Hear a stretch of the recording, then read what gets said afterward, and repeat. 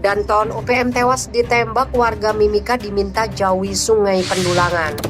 Polisi menghimbau masyarakat untuk menjauhi aliran sungai di area pendulangan emas sisa tambang Freeport.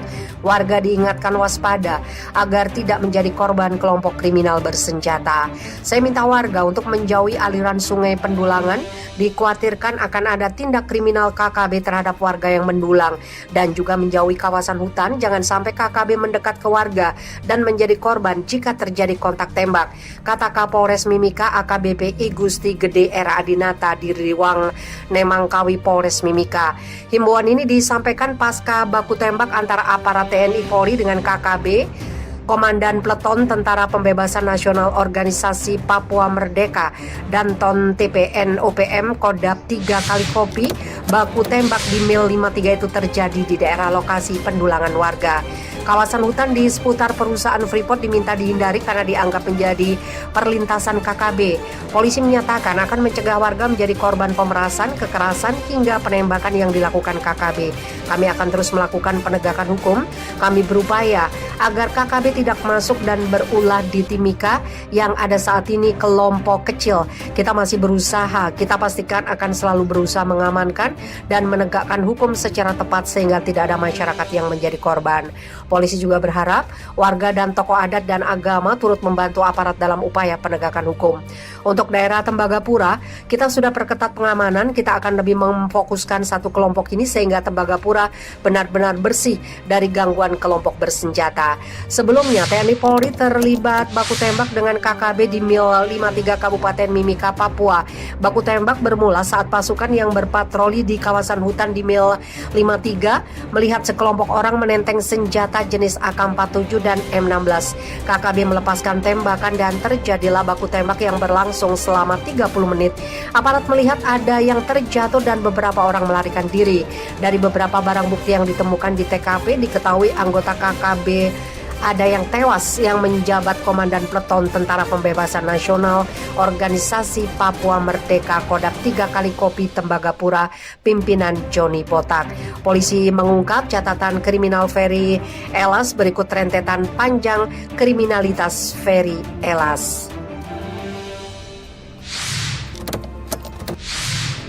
Ferry Elas merupakan DPO Polres Mimika terkait rangkaian kasus penembakan tahun 2017 di Tembagapura dengan DPO nomor tanggal 17 Agustus 2017 melakukan penembakan terhadap mobil Land Cruiser milik PT Freeport nomor lambung 014837 di Mil 60. Kemudian tanggal 27 September 2017 melakukan penembakan mobil Land Cruiser kawal tangki air di Mil 61 distrik Tembagapura. Tanggal 25 September melakukan penembakan mobil Land Cruiser milik PT Freeport nomor lambung RP25 di Mil 60 distrik Tembagapura.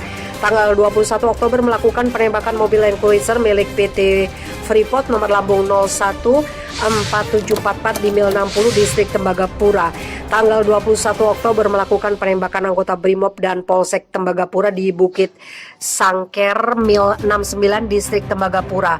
Tanggal 23 Oktober 2017 melakukan penembakan anggota Brimob saat melakukan apel di Utikini Lama distrik Tembagapura, dan tanggal 24 Oktober melakukan penembakan mobil Land Cruiser milik Rumah Sakit Tembagapura nomor lambung 014414 di Jembatan Lama Utikini distrik Tembagapura.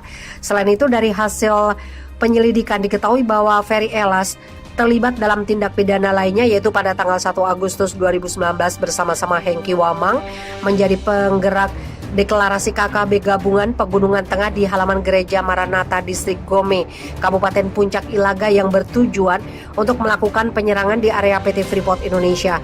Kemudian tanggal 22 Februari melakukan penyanderaan 3 orang guru di Kampung Jagamin Arwanuk Distrik Tembagapura bersama dengan kelompok KKB pimpinan Lekagak Telenggen.